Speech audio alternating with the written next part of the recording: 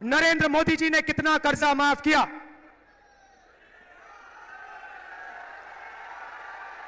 एक रुपया हिंदुस्तान के गरीबों का नरेंद्र मोदी ने माफ नहीं किया। 16 लाख करोड़ रुपए का मतलब 25 साल का मनरेगा।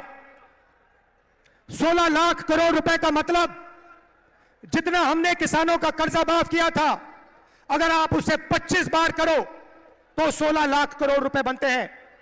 नरेंद्र मोदी जी ने 22-25 लोगों को 25 साल का मनरेगा का पैसा पकड़ा दिया और फिर कहते हैं कि गरीबों की सरकार चलाते हैं।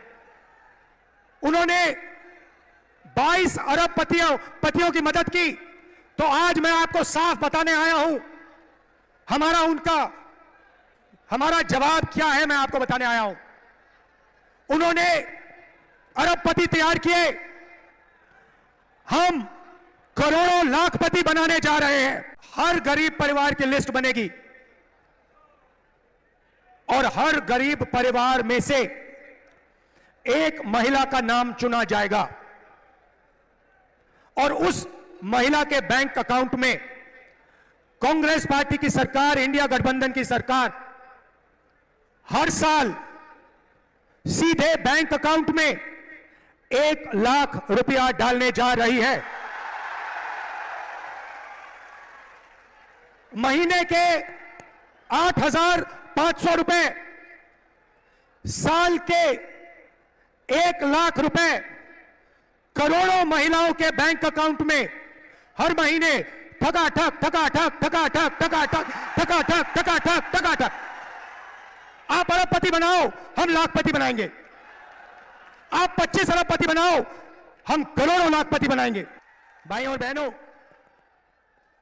सीधी सी बात है और महिलाएं यह बात अच्छी तरह समझेंगी।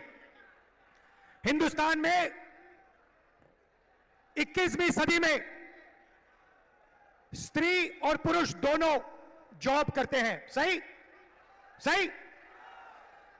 मनरेगा महिलाएं भी करती हैं, पुरुष भी करते हैं। सही?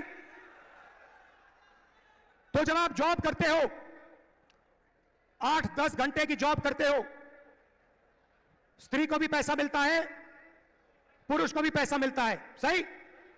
ठीक है। मगर हर महिला, इस देश की हर महिला 8 घंटे घर के बाहर जॉब करती है और फिर 8 घंटे घर में जॉब करती है। खाना भोजन बनाती है, बच्चों की देखभाल करती है, भविष्य की, हिंदुस्तान के भविष्य की रक्षा करती है। मगर 8 घंटे के लिए आपको पैसा मिलता है, मगर जो घर में आप काम करती हैं उसके लिए आज तक आपको किसी सरकार ने पैसा नहीं दिया। यह बात शायद पुरुषों को अच्छी ना लगे, मगर यह हिंदुस्तान की सच्चाई है। देखिए, महिलाएं सब मुस्कुरा रही हैं, ये समझ गई बात। मीडिया में मेरे बारे में कहते थे कि पॉलिटिक्स में इंटरेस्टेड नहीं है, नॉन सीरियस है। आपने देखा होगा मीडिया में 24 घंटा non serious. MNREGA non serious, जमीन अधिकरण bill non serious, Niyamgiri non serious, Bhatta Parsaul non serious, Amitabh Bachchan, Aishwarya Rai, Virat Kohli serious. मतलब हिंदुस्तान की पॉलिटिक्स में मान लीजिए यह कमरा है, इसमें 1000 लोग बैठे हैं। 1000 लोग में से आप यहां पे 20 लोगों को हेडफोन दे दीजिए और माइक्रोफोन दे दीजिए और वो 20 लोग 24 घंटा चर्चा कर रहे हैं और 990 लोग यहां बैठे हुए हैं। उनकी ना कोई बात सुनता है, ना उनके पास लाउडस्पीकर, ना उनके पास माइक्रोफोन, हेडफोन। वो देखते रह जाते हैं और जब भी कोई 90% की बात करता है तो वो नॉन सीरियस हो जाता है। ये जो चुनाव है, ये संविधान और लोकतंत्र को बचाने का चुनाव है। पहली बार किसी भी राजनीतिक पार्टी ने हिंदुस्तान के इतिहास में पहली बार संविधान पर आक्रमण किया है और संविधान को खत्म करने की कोशिश कर रहे हैं। तो एक तरफ इंडिया गठबंधन जो संविधान की रक्षा कर रहा है और लोकतंत्र की रक्षा कर रहा है, और दूसरी तरफ नरेंद्र मोदी, आरएसएस और बीजेपी जो संविधान को, लोकतंत्र को खत्म करने की कोशिश कर रहे हैं। तो ये इनका लक्ष्य है। इनके मेंबर ऑफ पार्लियामेंट ने कहा कि अगर हम चुनाव जीतेंगे तो हम संविधान को बदल देंगे। मैं महाराष्ट्र को, बाकी देश को मैसेज देना चाहता हूं कि हमारे संविधान को कोई भी, दुनिया में कोई भी शक्ति नहीं बदल सकती है। पता नहीं इन लोगों ने अपने आप को क्या समझ रखा है। संविधान हिंदुस्तान की आवाज है, गरीबों की आवाज है, पिछड़ों की, दलितों की, आदिवासियों की आवाज है। इसको कोई नहीं बदल सकता, कोई शक्ति इसको बदल नहीं सकती। हम देखेंगे यह संविधान कैसे बदला जाता है। भाइयों और बहनों, पिछले 10 साल नरेंद्र मोदी जी ने 22-25 लोगों के लिए सब कुछ किया है। हालात यह है कि आज हिंदुस्तान में 22 ऐसे लोग हैं जिनके पास उतना ही धन है जितना हिंदुस्तान के 70 करोड़ लोगों के हाथों में है। एक तरफ 22 लोग, एक तरफ 70 करोड़ लोग। जितना धन इनके पास, उतना ही धन उनके पास। यह नरेंद्र मोदी जी की देन है।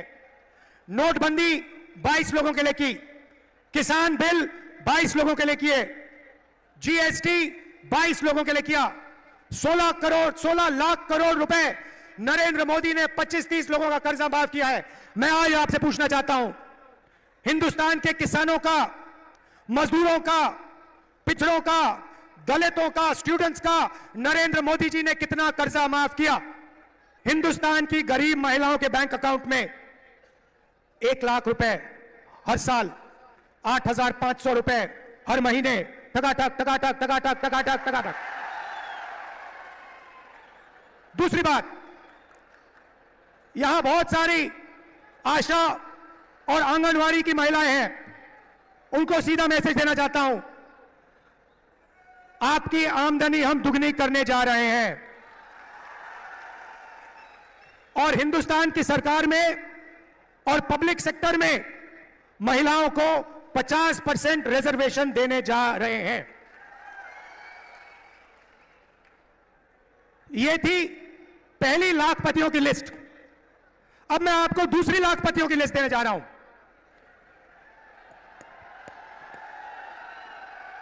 पहली लिस्ट में हिंदुस्तान के सबसे गरीब परिवारों को हम 1 लाख रुपए देने जा रहे हैं। अब आप कहोगे करोड़ों लाखपति तो आपने यहां बना दिए, अब कहां बनाओगे? अब मैं वो आपको बताना चाह रहा हूं। नरेंद्र मोदी जी ने हिंदुस्तान के युवाओं को बहुत तंग किया। पहले उन्होंने कहा 2 करोड़ युवाओं को रोजगार दूंगा, उसके बाद नोटबंदी कर दी, गलत जीएसटी लागू कर दी और बेरोजगारी पूरी देश में फैला दी। आज 45 साल से सबसे ज्यादा बेरोजगारी हिंदुस्तान में है। युवा, करोड़ों युवा सड़कों पे, कस्बों पे आगे पीछे दौड़ते हैं रोजगार ढूंढते हुए, और अमीर घर के बेटे क्या करते हैं? अप्रेंटिसशिप करते हैं। अप्रेंटिसशिप मतलब जॉब मार्केट में जाने से पहले हिंदुस्तान का हर अमीर परिवार अपने बेटे को, बेटी को 6 महीने की, 1 साल की टेम्पररी नौकरी देते हैं। वो नौकरी उन्हें पब्लिक सेक्टर में, प्राइवेट सेक्टर में, सरकारी ऑफिसेज में दी जाती है और उनको इस नौकरी के लिए पैसा मिलता है। ये अरबपति लोग, बड़े बिजनेस वाले अपने बच्चे को इस प्रकार से ट्रेनिंग देते हैं। एक प्रकार से मान लो पेड ट्रेनिंग हो जाती है और जॉब मार्केट में घुसने का तरीका है ये। एक प्रकार से जॉब मार्केट में घुसने का रास्ता है, मगर यह सुविधा हिंदुस्तान के करोड़ों बेरोजगार युवाओं को नहीं मिलती। भटकते रहते हैं, मांगते रहते हैं, हाथ जोड़ते रहते हैं, मगर कोई इनकी सुनता नहीं, नरेंद्र मोदी नहीं सुनते। तो हम पहली बार, दुनिया में पहली बार एक नया कानून ला रहे हैं, जो सुविधा हिंदुस्तान के सबसे अमीर लोग अपने बच्चों को देते हैं, वही सुविधा हम हिंदुस्तान के हर बेरोजगार युवा को देने जा रहे हैं। भाई और बहनों, इंडिया गठबंधन की सरकार दुनिया में सबसे पहली सरकार होने जा रही है जो अपने युवाओं को अप्रेंटिसशिप का अधिकार देने जा रही है। सीधा सा मामला है, हिंदुस्तान के सारे graduates, college graduates, university graduates, diploma holders, सारे के सारों को यह अधिकार दिया जाएगा। पब्लिक सेक्टर में, प्राइवेट सेक्टर में, सरकारी ऑफिसेज में आपको 1 साल की अप्रेंटिसशिप, 1 साल की नौकरी हिंदुस्तान की सरकार गारंटी करके देने जा रही है। 1 साल में प्राइवेट सेक्टर में, पब्लिक सेक्टर में, सरकारी ऑफिसेज में आपको नौकरी मिलेगी और ट्रेनिंग मिलेगी। और भाई और बहनों, सिर्फ ट्रेनिंग और नौकरी नहीं मिलेगी, बैंक अकाउंट में साल के 1 लाख रुपए मिलेंगे। और उसके बाद 1 साल के बाद हिंदुस्तान को दुनिया की सबसे बेहतर ट्रेंड वर्कफोर्स मिलेगी। तो भाई और बहनों, उन्होंने 20-25 अरबपति बनाए, हम करोड़ों लाखपति बनाने जा रहे हैं। अब यहां किसान बैठे हैं? अब किसान कहेंगे, राहुल जी आपने महिलाओं की बात कर दी, आपने बेरोजगार युवाओं की बात कर दी, हमारा क्या होगा? सबसे पहले हिंदुस्तान के प्यारे किसानों, ये जो 1 लाख रुपए महिलाओं के जाएंगे और 1 लाख रुपए हिंदुस्तान के बेरोजगार युवाओं को जाएंगे, ये आपको भी मिलेंगे क्योंकि आपके घर में भी ये पैसा आएगा। मगर वो शुरुआत है। नरेंद्र मोदी जी ने 10 साल में आपका कर्जा माफ नहीं किया, हम आते ही किसानों का कर्जा माफ करेंगे। अभी भैया मूड नहीं बना, ताली मत बजाओ, मैंने बात खत्म नहीं की। क्रांतिकारी बात अब बोल रहा हूं, वो तो नॉर्मल बात थी कर्जा माफ वाली, क्रांतिकारी बात सुनो। हम एक किसानों का आयोग बनाने जा रहे हैं, और यह आयोग जब भी हिंदुस्तान के किसानों को कर्जा माफी की जरूरत होगी, यह आयोग सरकार को रिकमेंडेशन देगा और किसानों का कर्जा एक बार नहीं अनेक बार होगा। मेरा कहना है, इस देश में धन की कोई कमी नहीं है भाई और बहनों। आप देखो, अरबपतियों की ओर देखो, उनकी गाड़ियों को देखो, उनके घरों को देखो, उनके हवाई जहाजों को देखो, धन की कोई कमी नहीं है। मैं सिर्फ यह कह रहा हूं कि अगर अरबपतियों का कर्जा माफ हो सकता है तो गरीबों का भी कर्जा माफ हो सकता है। मैं सिर्फ न्याय मांग रहा हूं, आप उनका करो मगर फिर किसानों का भी करो। अगर किसानों का नहीं कर रहे हो तो फिर उनका भी मत करो। अब आखिरी और सबसे मजेदार बात, आज मैं आपका मूड बनाने आया हूं, आज मैं आपको खुश करने आया हूं, नया सपना दिखाने आया हूं। अब सबसे मजे की बात, ये जो मैंने आपको बताया ये तो शुरुआत है, मगर क्रांतिकारी बात भाई और बहनों, ये देखो, ये हमारे मीडिया के मित्र हैं, इनकी ओर देखो। नमस्कार, नमस्कार। आपसे सवाल पूछता हूं, टीवी पे आपने गरीबी की कभी बात देखी? आपने किसी भूखे इंसान को, किसी गरीब किसान को, किसी मजदूर को टीवी पे देखा? 90% आबादी पिछड़ों की है, दलितों की है, आदिवासियों की है, किसानों की है, मजदूरों की है। भाई और बहनों, ये टीवी पे कभी दिखते क्यों नहीं? आपने कभी टीवी पे देखा कि किसान की बात हो रही है? ना। मजदूर की बात होते हुए देखी? किसी बढ़ाई को आपने टीवी पे देखा? किसी नाई को, मोची को, बढ़ाई को, छोटे फैक्ट्री वाले को टीवी पे देखा? कभी नहीं। अमिताभ बच्चन देखा? विराट कोहली देखा? टीवी पे पाकिस्तान की बात सुनी, चाइना की बात सुनी, मगर हिंदुस्तान की जनता की बात कभी नहीं सुनी। भाई और बहनों, हिंदुस्तान में 15% दलित हैं, 8% आदिवासी हैं, 50% कम से कम पिछड़े वर्ग के लोग हैं। 50, 15 और 8 कितने हुए? कितने हुए? 73। उसमें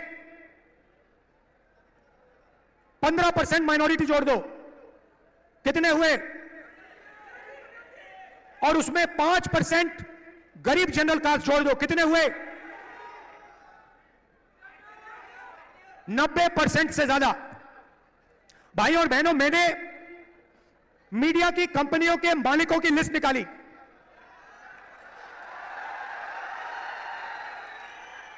और इनके जो बड़े से बड़े एंकर हैं, उनकी लिस्ट निकाली। मैंने 300 से ज्यादा एंकरों की लिस्ट निकाली, हर मालिक की लिस्ट निकाली। और भाई और बहनों, मजे की बात आपको बताता हूं, उस लिस्ट में ना एक दलित, ना एक पिछड़ा, ना एक आदिवासी, ना एक गरीब जनरल कास्ट का व्यक्ति, ना एक आदिवासी, ना एक दलित, ना एक पिछड़ा, कोई नहीं। 90% आबादी में से इनमें कोई है ही नहीं। आपकी बात क्यों करें? आपकी बात क्यों करें? आपका तो है ही नहीं कोई इसमें। अब चुप हो गए आप सब। ओ, राहुल गांधी ने सही बात बोल दी। ये तो हमने सोचा भी नहीं था। चेहरे तो हम रोज देख रहे थे, चेहरे तो हम रोज देख रहे थे, मगर हमने नहीं सोचा कि इनमें ना एक आदिवासी, ना एक दलित, ना एक पिछड़ा।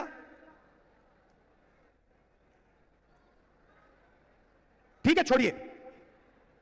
शायद हिंदुस्तान की 90% आबादी मीडिया में भागीदारी चाहती नहीं, हो सकता है। तो चलिए हिंदुस्तान की सबसे बड़ी कंपनियों की बात करते हैं। 200 कंपनी है हिंदुस्तान में, नाम आप जानते हो, अदानी, अंबानी, ये नाम जानते हो। इनकी मालिकों की लिस्ट निकाली मैंने, और इनके जो सीनियर मैनेजमेंट है, बड़े बड़े जो अफसर हैं, इनकी लिस्ट निकाली। भाई और बहनों, 90% में से इनमें भी एक नहीं है। 200 सबसे बड़ी कंपनियों में एक मालिक ओबीसी वर्ग, दलित वर्ग, आदिवासी वर्ग या गरीब जनरल कास्ट से नहीं है। लाखों करोड़ रुपए कर्जा माफ हो जाता है, आपका तो एक आदमी उसमें नहीं है। जीएसटी का पैसा आप देते हो, जितनी जीएसटी आप देते हो उतनी अदानी देता है। ये आपने सुंदर गुलाबी शर्ट जो खरीदी, ये कितने की खरीदी? हाँ आप, हाँ भाई आप, हाँ खड़े हो जाओ, खड़े हो जाओ। 500 की ना। अगर यही शर्ट अदानी खरीदता, कितनी जीएसटी देता हो? जितनी आपने दी। 18% आप देते हो, 18% वो देता है। पैसा आपका, पैसा पिछड़े वर्ग का, दलितों का, आदिवासियों का, गरीब जनरल कास्ट का, माइनॉरिटी का, और कर्जा माफ 22-25 लोगों का। अब आप कहोगे राहुल जी हम मीडिया में नहीं चाहते, हम कॉर्पोरेट इंडिया में भी नहीं चाहते, तो मैं कहूंगा ठीक है सरकार तो ले लो। तो सरकार में देखते हैं, सरकार में दिल्ली की सरकार को 90 अफसर चलाते हैं, आईएएस अफसर हैं, बजट को वो बांटते हैं, एक एक रुपया का निर्णय लेते हैं, डिफेंस में कितना जाएगा, सड़कों में कितना जाएगा, महाराष्ट्र को कितना मिलेगा, रेलवेज को कितना मिलेगा, डिफेंस को कितना मिलेगा, सब कुछ वो निर्णय लेते। 90 है 90। तो मैंने लिस्ट निकाली, मैंने कहा पता लगाते हैं 90 में से आदिवासी, दलित, पिछड़े वर्ग के कितने हैं। आपको पता है, शर्म की बात है, 90 में से एक आदिवासी है और उसको पिछली ऑफिस में कहीं बैठा रखा है, 3 दलित हैं और 3 पिछड़े वर्ग के हैं, ओबीसी। और अगर आप पूरे बजट को देखें तो अगर हिंदुस्तान की सरकार 100 रुपए खर्च करती है तो ओबीसी अफसर, दलित अफसर, आदिवासी अफसर 100 रुपए में से 6 रुपए 10 पैसे का निर्णय लेता है। तो आपकी भागीदारी सरकार में भी नहीं है, आप कहीं के नहीं हो। इस बात को आपको गहराई से समझना होगा। यह कॉन्स्टिट्यूशन इसलिए मिटाना चाहते हैं कि आपको अपनी सच्ची शक्ति ना समझ आ जाए, कि आपको अपनी सच्ची आबादी, सच्ची पावर ना समझ आ जाए, क्योंकि अगर आपको आ गई तो संविधान से आप दूसरा काम निकालोगे। यह संविधान एक किताब नहीं है भाइयों और बहनों,